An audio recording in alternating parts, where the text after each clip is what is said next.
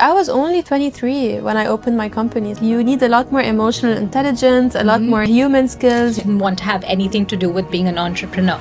But enough about me. What did you learn about building a team? You can't expect them to work after 6 and give you the same level of energy. I was not a very nice boss. Out of the 3 things that you said, none of them are skills related. Not your mom, I'm your boss. I can joke around. We can go out, we can have drinks, but when it's work, it's work. But there are financial repercussions. That's one of the things that has helped me stop saying that sentence over and over again. People leave. Even if they stay with you for 10 years, they will leave one day. When I found my people, that's when I became successful. Now you're able to lead your organization rather than manage the people. My motive, it's not to get the best work possible from this person, it's to maintain that person within my company for as long as possible. It's not just a financial transaction thing, it's also like the human element. It's important. Yes! Yay! All 3 power women! It's a wrap.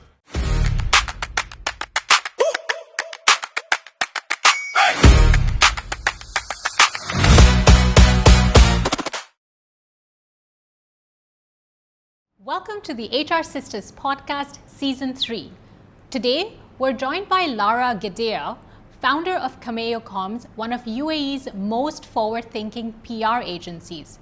What especially stood out to us about Lara's journey is how she intentionally built her business, challenging traditional PR models and focusing on something many overlook: measurable impact through performance PR. This episode is all about Lara's story, about how she built her business to last and even pivoted along the way. Because behind every brand story are real people making hard decisions, building and shaping how a business grows over time. So let's get started. Welcome to the HR Sisters Podcast Season 3. Thank you for having me. Thank you for agreeing to do this for us. I'm always down to do anything with you guys. You're always doing the funnest ideas, podcasts, videos, so I'm here for it. Oh, awesome. We do try. Yeah, we do try, absolutely. So the first and most important question, how are you doing? I'm doing well, given the situation, very grateful to be in the UAE. The government is doing a lot to make us feel as safe and as normal as possible, sense of normalcy. Business is good. Of course, we lost a couple of clients. Some projects are on pause, but we're going. Everything is great. So very grateful and happy. Amazing. We have a cute origin story. I don't know if you know this. I'm very curious to know what this origin story is. Do you remember where we first met, Lara? Oh, wow, yes. I definitely remember. So we met through Zina, right? We were both invited to speak on the radio. And we had Hiyam with us as well. That was how we met. But I feel like we were connected before that on LinkedIn. Were we? Yeah. Because I knew about you. I mean, it's my job to know everyone, right? Because I work in PR. So of course I knew about you. And I came on the radio and then we met in person there. Correct. And then you became a client, right? And then, we stayed in touch. So we originally met on the radio. On the radio for what? Like, what was the discussion about? So I think it was one of the morning shows.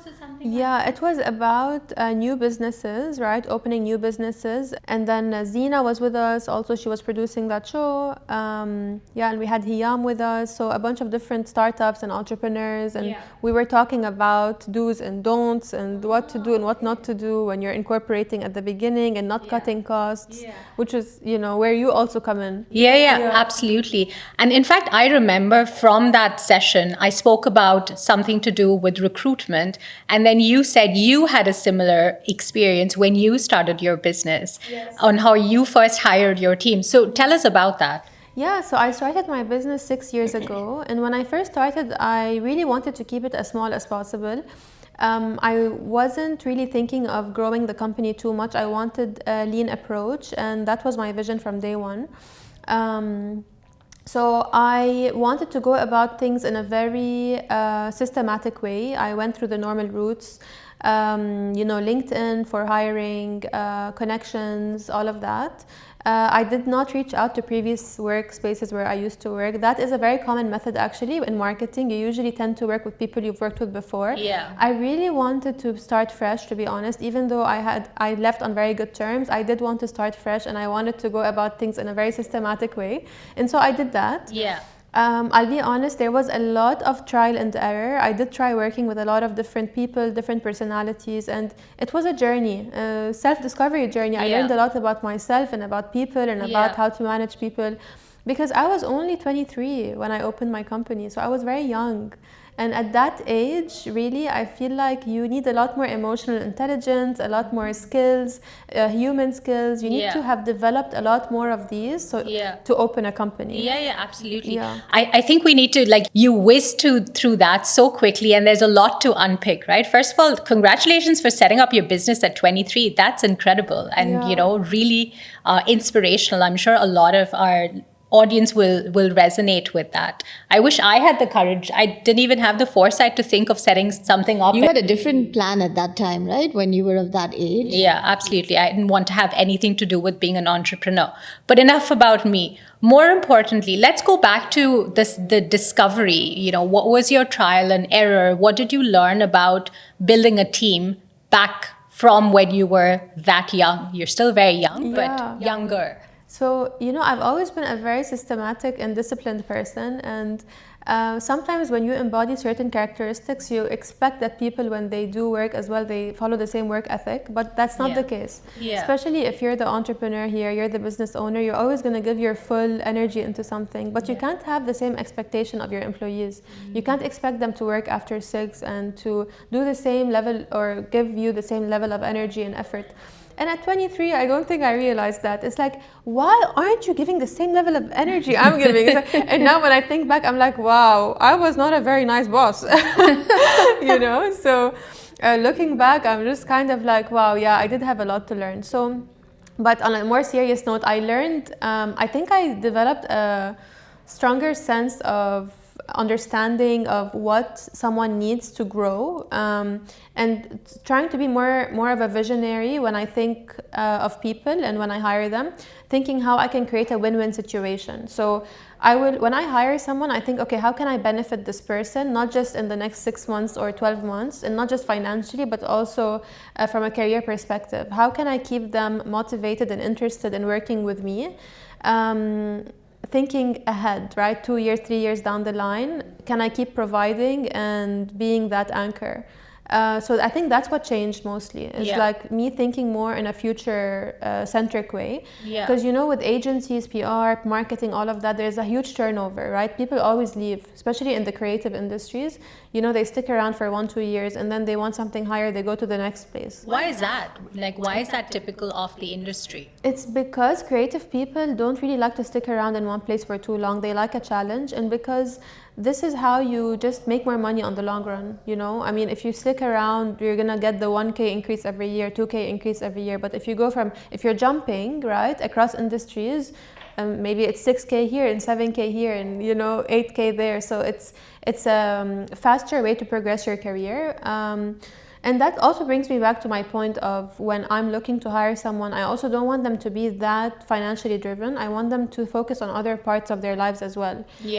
I always look for people who invest in themselves. So someone who's very well invested in their own journey. They want to upskill them. They want to upskill. They want to learn new things. They always find a new hobby. They want to work on their minds, their bodies. I feel like these people not only resonate with me as a person, and so we can understand each other and we can communicate better, but also they'll thrive in an environment like Cameo, because it's an environment where flexibility is very much required of that person. Right. And so a person who enjoys learning and pushing themselves, they'll really enjoy working with me, because they'll be put in a situation where it's like every day is different, right? One day we're handling some client complaint, if they're account facing or client facing, and the next we're sending out a press release. So it's a lot of different things that they're going to be doing. So that flexibility is really important to me. I think what you said was very interesting, and because each industry has different behaviors when it comes to talent, right? And your industry that you're part of, which is the PR, advertising, the creative space, and you have candidates that have a CV of like 2 years, 3 years turnover. if another industry saw that, they would not know what to do with this person. They would not be able to look past these short-term assignments and be able to recruit. But I don't see that being your industry. It's a norm, right? Yeah, 100%. And you still get good talent despite jumping across. Yeah, you have to read between the lines. You can't just look at the CV and what they've done. You have to look at how they behave and how they answer certain questions. It's always in between the lines. And you can tell if a person is going to commit to you or if a person is going to back out at the first sign of a struggle or the first sign of an inconvenience. How? Tell us how you can. Everybody wants to know. Yeah, everyone wants to know. How do you tell? It's experience, to be honest with you. It's like I've worked with so many people by now and hired and fired, and I'm someone who's, like I said, like I'm very disciplined and I expect the same level of discipline. Yeah. I'm not a micromanager. I'm someone who expects the job to be done at a certain time. I don't care if you finish by 4, you can leave. But I mean, if it's not done, I need it. You know what I mean? And we gave our commitment to the client, so we need to send it. Look, if you're running a business with 20 to 30 employees, you're probably doing all of the HR yourself. And that means you're burning up to 10 hours a week, if not more, on payroll, employee issues, compliance, time you don't really have. You're constantly putting out fires, always reacting, never leading. And honestly, you're probably worried you're messing it up too. The UAE labor law isn't your thing, and compliance keeps you up at night. But here's the thing, you didn't start this business to be an HR person. You started it to close deals, to build a real team, to talk to paying clients, to actually grow something. So stop doing HR yourself. We can do it all for you through our HR department as a service, where we handle everything from onboarding to day-to-day employee management, HR compliance, and even your monthly payroll. So if you'd like to see how this would work for your business, schedule a free consultation today and let's talk. So tell us about like 3 things that you would look for someone that you would hire, and then 3 things that you've learned from someone and you've had to let them go. Yeah, so the first thing I look for is flexibility. I say this in all my interviews. Like, it's from the first couple of sentences, I'm very straightforward with the person. I'm gonna need you to be flexible with me. PR can be a ton of different things, or it can be just sending out press releases. Yeah. But if you really think about it, PR can also be, posting on social media occasionally. It can also be a client asking you to take a couple of pictures of them when they're hosted in a podcast. I don't want someone coming and telling me, hey, I don't know how to take pictures. Yeah. Because you can learn, you know what I mean? So that flexibility and not being too rigid, in the sense that if someone asks you to do something and it's not in your JD, you're happy to do it because you want to learn how to do it. You're happy to do it. The second thing I look for is attitude, like having a positive attitude, someone who's positive, like that can-do attitude, right? Of course, there are certain things people can't do, right? I don't know how to do it, something like that. Okay, fine. If you don't know how to do it, no problem. I'm going to teach you. But I don't want someone being like very pessimistic, because I'm the opposite of that. Even when it comes to friendships, all of that, I know for sure that if I'm going to work side by side with someone, I need that positive vibe. I need it. You need the right energy, right? Yeah. Because ultimately you work with people. So if you're not feeling that positive energy, everybody feeds off it as well. Yeah, 100%. Most of the time they feed off the entrepreneur, because you're looking at 3 people, but 3 people are looking at you, right? So if you give that positive and you don't get it back, then that exchange doesn't happen. So it makes total sense then. 100%. And then the third thing is integrity. I want to be able to trust the people I work with, and I want to work with good people. Because in this industry, it's very easy to cheat, to steal. You can, it's all about the accounts and the relationship you have with the client, right? And I wouldn't be here if I weren't able to establish these long-term relationships with a lot of great clients that trust me. I'm very thankful for that.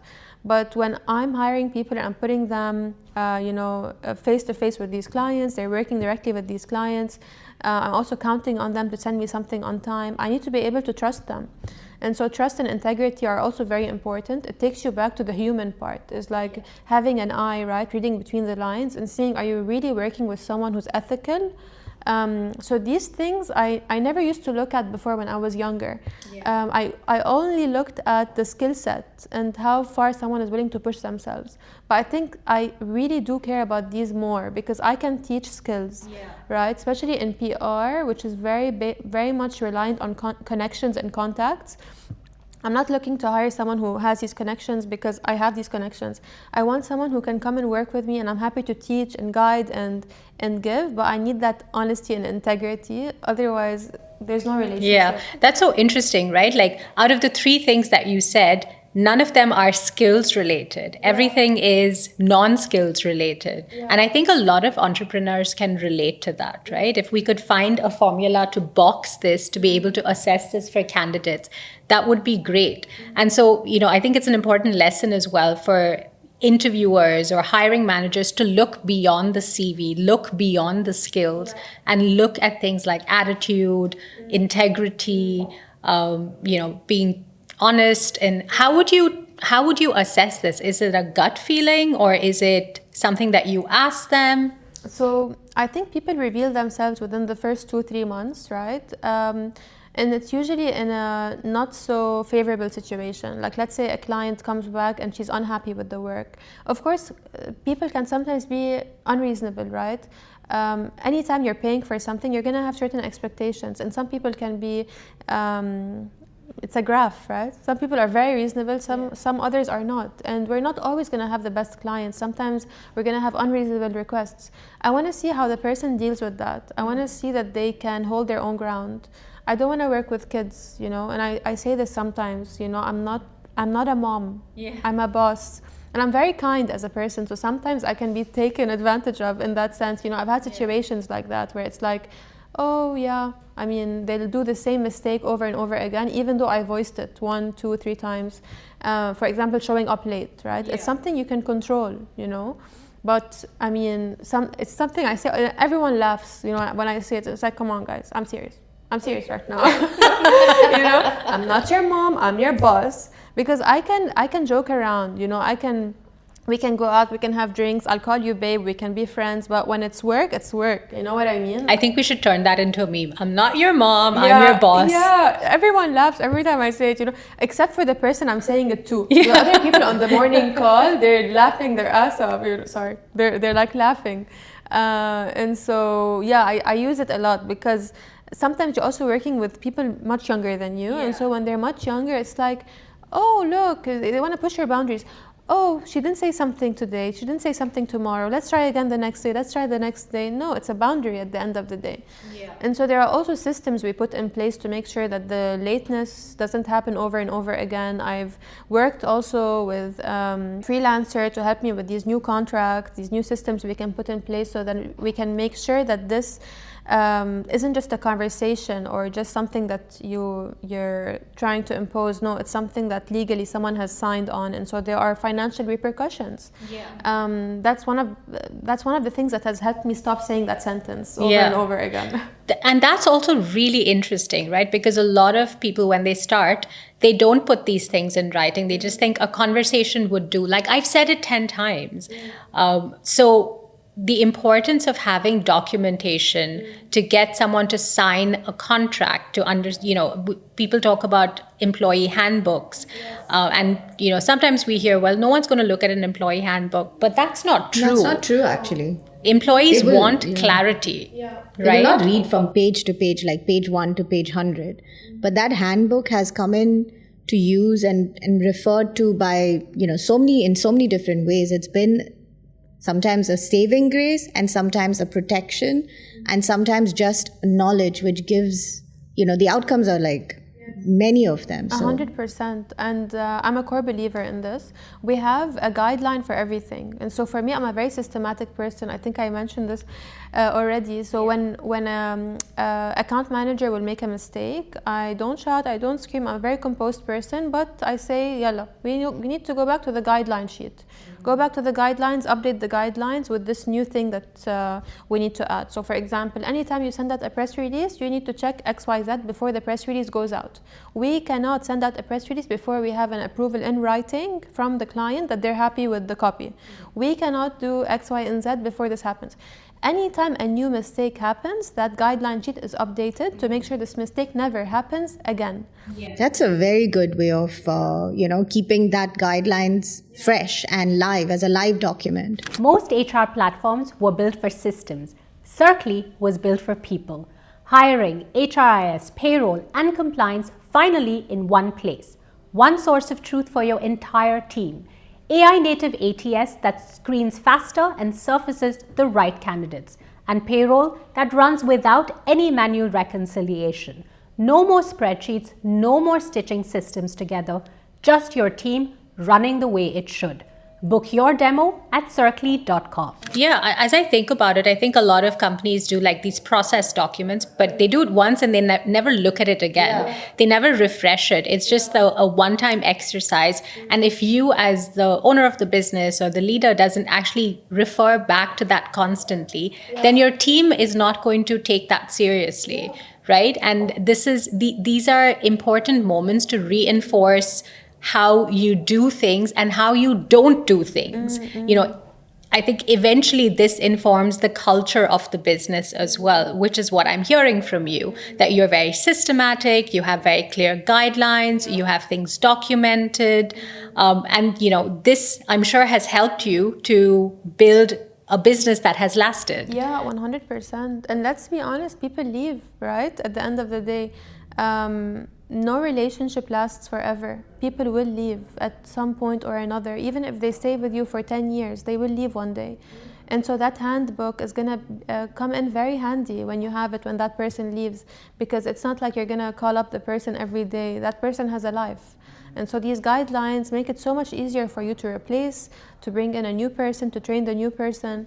So for me, I swear by these guidelines. Yeah. I think what you're talking about is, in HR space, we talk about is knowledge retention. And, by you updating these SOPs and the guidelines and so on, what you have created is is structure in a creative environment. And, that is something that maybe is your competitive advantage as well. Yeah, 100%. My vision for Cameo changed around a year and a half, 2 years ago, when we launched Performance PR. My vision was to create the most efficient PR agency in the world, right? PR can be very inefficient. It can get very inefficient in so many ways, because you can spend hours coming up with ideas that you will never execute. You can spend days reworking things. You can spend so many times trying to pitch an angle and no editor is responding to you. So I've done so many things and I've invested in so many areas so that we can be as efficient as possible, because for us it's a volume game. So it's not about having that one high-paying client and retaining them for 10 years. That's not our game. It's not our space. Our space is to work with as many clients as possible and to secure as much coverage as possible for these clients. We're almost doing only distribution by now. No strategy, no copy. Even though we have the capacity to do that. But that's my vision for the company. And so we're working every day closely together to accomplish that vision. And so for us, processes really are very important because it's a volume game. Yeah, I think even from just our experience of working with Cameo, right? We felt the efficiency of things moving, of updates, of responsiveness. And that was... Responsiveness, definitely felt that. Yeah, and that was a new, refreshing experience for us as well. We've worked with multiple vendors with this level of responsiveness. And we saw the results of, we saw those... You reached out to us when we rebranded the podcast to the HR Sisters podcast, to even give us that insight, like, look, you have something here that you need to talk about, and you helped us put our own words into better words, if I may say so. Thank you. Right? So much. Yeah, it brought more meaning to the concept or the ideas that we had, which we were just rambling on to you, and you took that and you made it so, it came back as a bouquet of flowers as opposed to just a collection or bunch of flowers. Thank you so much. I remember when we actually read the copy that you first sent, we're like, this feels like a human has written it. This feels like a human has listened to what we have to say. And I think it also came from a place that you actually understood where we were coming from, because you're an entrepreneur yourself, right? You were a business owner and you led a team. So you understood the pain points that we solve for other entrepreneurs, for other business owners that have a team, that want to do right by their team, but don't have the training, the skills, or the time to attend to their people as much as they'd like to. And so you were able to take that from us and then articulate that back to us so beautifully. We were like high-fiving ourselves when we got that. You made us look cooler. I'm so happy to hear that. Yeah, honestly, HR is so important. I mean, people are everything. Without the right people on your side, you can't do anything. I can't be going around, I can't be in a podcast right now filming. I can't be going around promoting my business if I didn't have a team I trusted.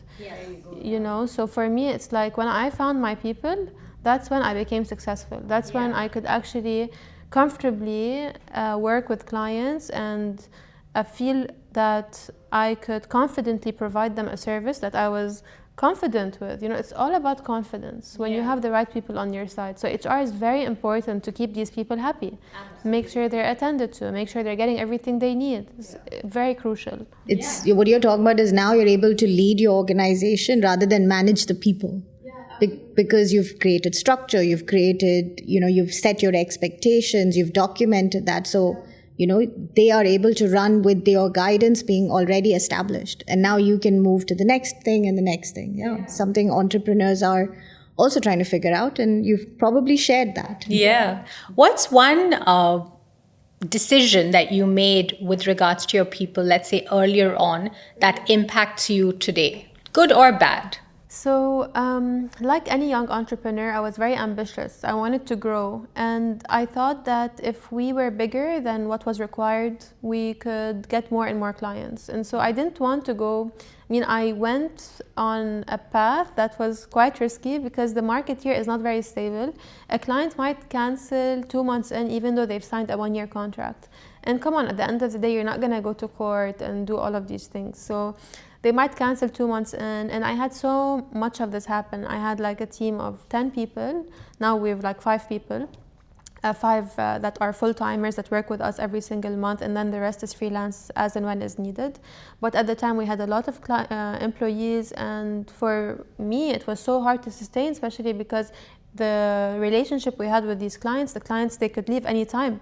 There's no trust, there's no stability. And so in a market like this, I decided that, okay, I'm gonna pull back, I'm gonna go to a lean approach. And this is also where the whole idea of performance PR came in. I thought, okay, with performance PR, it's a very efficient way of working with clients. Clients will not be paying as much as they would pay any other agency. But at the same time, I'm gonna have a very lean approach. And it's gonna be very easy for me to scale back and scale up based on the business demand. While still having that attendance and still having that responsiveness that's very crucial for the clients. And so right now I have a setup that's perfect. It's a very lean approach, but at the same time, none of us are overbooked. Like I have time on my hands, my head of comms, my designer, my head of PR, we all have time on our hands at any point in time to do maybe more work as and when it comes in. So we have that. It's a lean approach, but at the same time, it allows room for that responsiveness. It's not like in other agencies where sometimes it's like you're working on these big accounts and the account manager doesn't even have time for the client. You never get a response back, and they're paying 2, 3, 4 times the amount. So it's like I knew I never wanted to put a client in that situation ever, because that's what you're paying for at the end of the day, is to work with a human. Yes. I think in this day and age, that's so important, right? I think as much as we are in the age of AI, there's also businesses that want to speak to a human and, get advice from a human or validate the advice they've got from AI as well. How do you think your leadership style has evolved over the years since you first started? That's a really good question. So right now I'm a lot more, like I said, process oriented. So for me, it's, of course, I'm a kind person. I care about people a lot. I want to make sure their needs are met. So I do have that human element. I focus a lot on not micromanaging. So we have a morning call every morning. This is where I brief in the tasks and I follow up on previous tasks. And then I let everyone be. Everyone is doing their thing. I don't micromanage. We don't even use the office anymore. Our release expired and we're not renewing it. Because we don't want to use an office because no one likes to come to the office. Yeah, really? Yeah, including myself. Like I I despise it. Really? Yeah, I hate it. You should come to our office. We love coming into our office. Really? Yeah, I mean, absolutely. I really like to I hope our explore team thinks so as well, by the way. I would say they do, because I remember when we asked them to work remotely, it was raining, right? Yeah. And instead of us telling them like work another day remotely, they're like, can we come to the office now? Yeah, wow. We're that's like, not true. yet, not yet. It's like, it's boring out here. Can we go to the office No, now? because some of our members, they live a bit far. And so what happens is like they don't want to waste too much time commuting. It's more relaxing for them. So, and for me, I like to be out and about. I like to go to different coffee shops. I'm a content creator. I'm creating content for my business every day. I need different backdrops. It's just a very modern PR agency. You know, sometimes we're out in shoots for clients. Yeah. And so for us, it makes more sense. So I brief in the tasks in the morning, and then I check in the next day. I make sure they're done.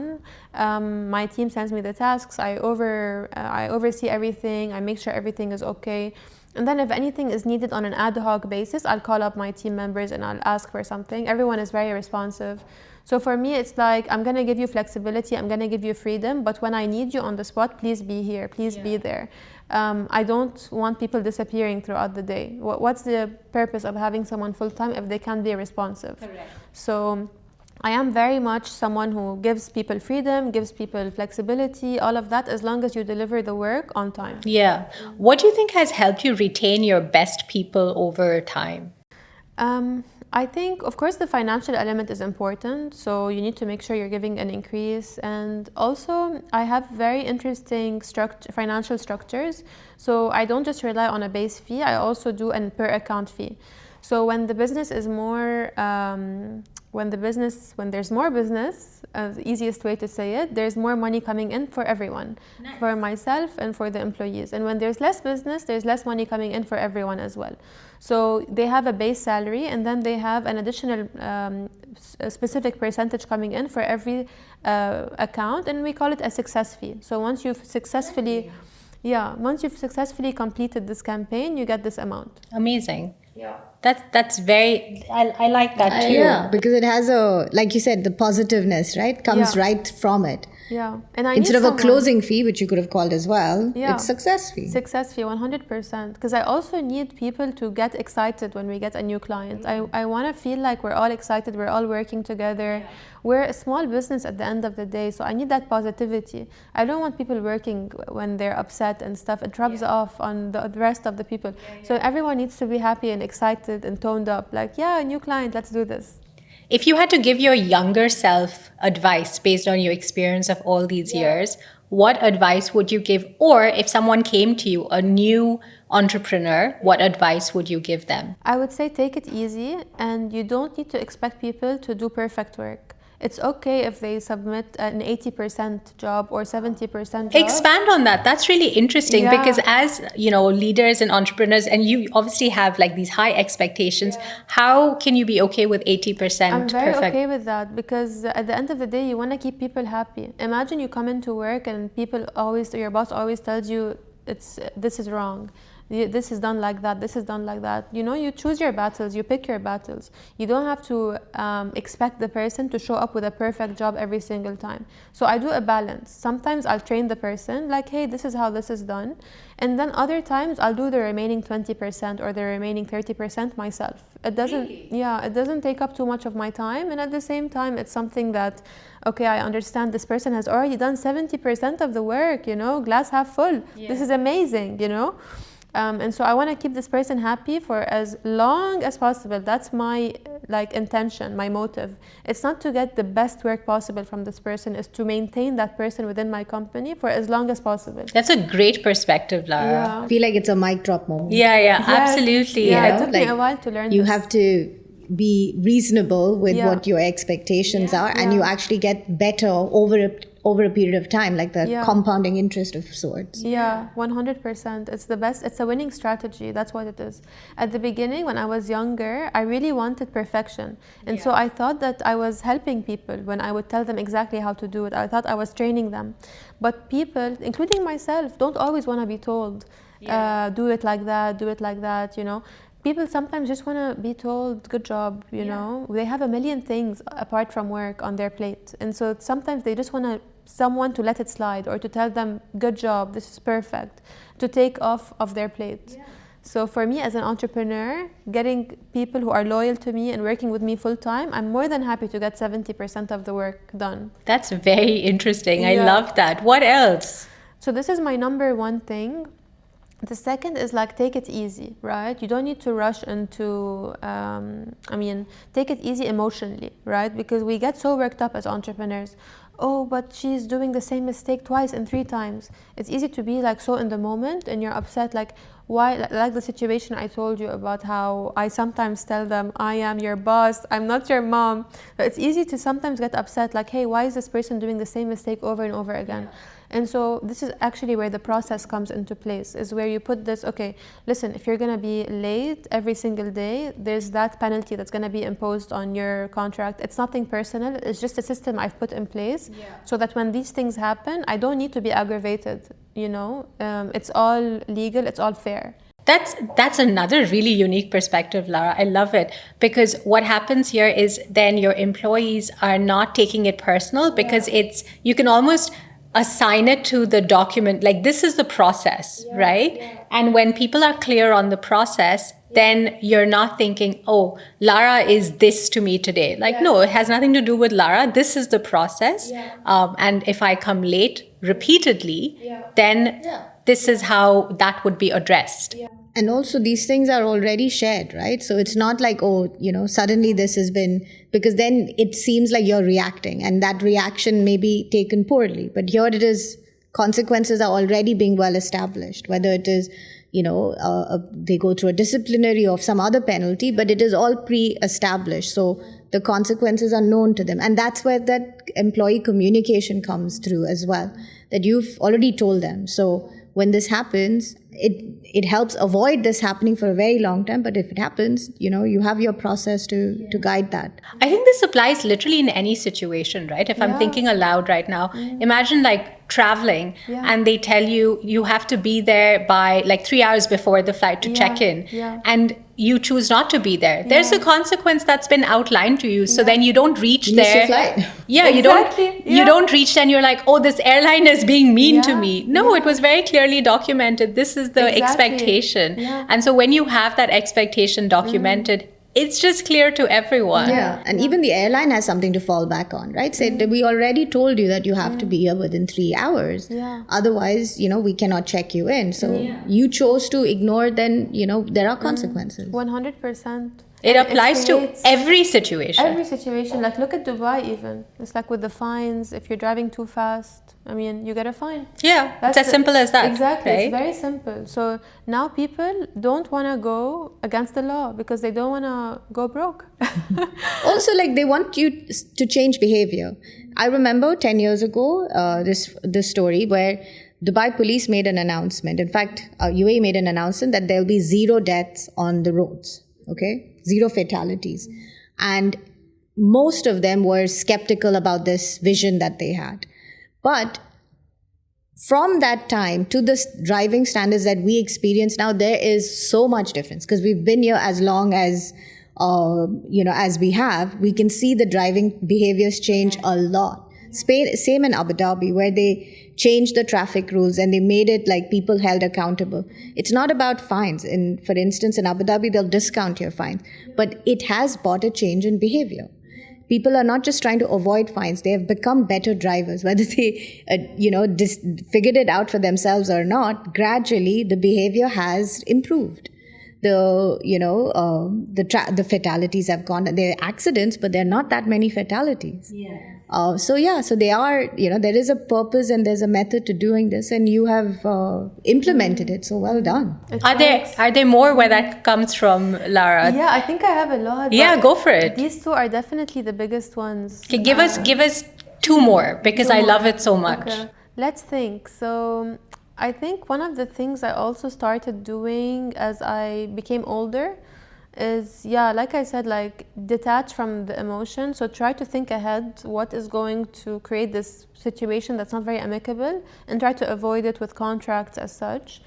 Yeah, I think that's a really important one. There's different ways you can look at it, and all of it leads to the same thing, to say, have documentation to protect yourself, to protect the employees, and to provide clarity for everyone. Yeah. And not to make, as entrepreneurs, we don't make emotional based decisions, make rational decisions. Exactly. And that documentation will help you in that moment when you're emotional to use rationality, Rational thinking. rational thinking. There you go. Exactly. To stay composed. You have to stay composed. Because you don't have to be reactive. It's your emotions are getting invested. Your energy is, being drained as well. Yeah, exactly. You have to stay composed as much as possible. No one takes anything personally. It's just business. Yeah. I think as you're talking, right, I'm trying to reflect on my own journey as an entrepreneur. And I think those learnings resonate with me as well. Maybe 3 years ago, if something didn't get delivered, I would just get so not even upset, like anxious about it. Like, why aren't they delivering? And now physical, viscerally I used to feel it. Viscerally. And now I'm like, okay, 80% is done. Let's just nudge that 20%. It makes life so much easier for everyone. Like for me, I'm also not maybe the client from hell. And everybody together does better work. 100%. Yeah. One more thing is like defining your non-negotiables, right? What are the things that are your non-negotiables when you're hiring? These things you can't go without based on prior experience. Yeah. So you have to have a certain amount of self-understanding, what triggers me and what I'm okay with, what I'm not okay with. For me, I'm not okay with someone who's going to disappear throughout the day. I think I already mentioned it.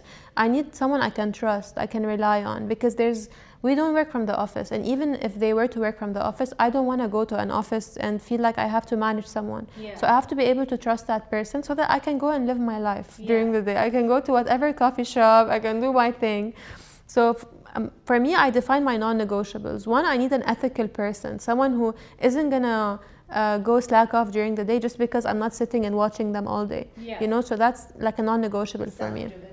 A self-driven person that understands and respects the fact that I'm an independent business owner and that I need them to show up and deliver a certain amount of work every day. And then the second thing is a flexibility. That's a non-negotiable for me. I can't have someone who's going to tell me, no, I only send out press releases. I cannot also do content for the client if the client asks me to. Or no, I can't at all also engage influencers. Like that flexibility and can-do attitude is a non-negotiable. Yeah.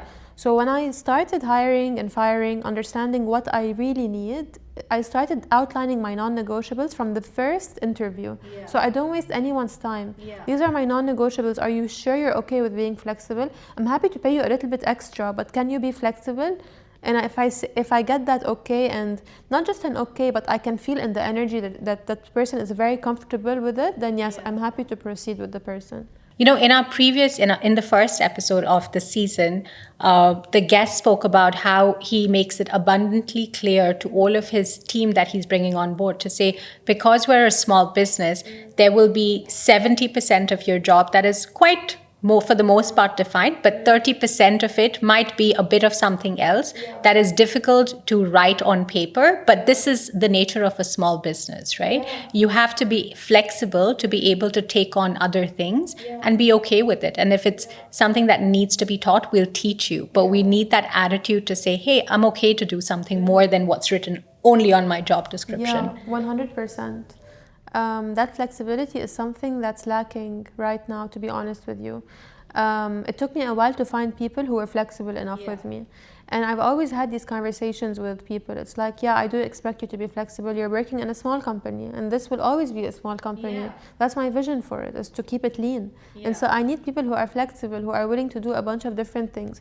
Whether you're a designer who's happy to also learn how to make logos, because I'm not the kind of person who's just going to throw stuff at you. I'm always going to be here to guide you, teach you, to bring trainings on board, to do all of these things. But you need to meet me halfway. It's a teamwork. Yeah. So if I'm investing in you, I need to see that level of investment back. It's not just a financial transaction thing. It's also like the human element. It's important. And as a past client, Lara, we can tell you've achieved that. You have a wonderful team. You do great work. I appreciate that. And my final question for you today is, where do people find you?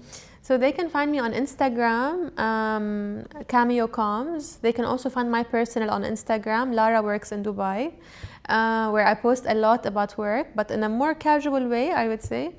And also on LinkedIn, my full name, Lara Geadeh, is on LinkedIn.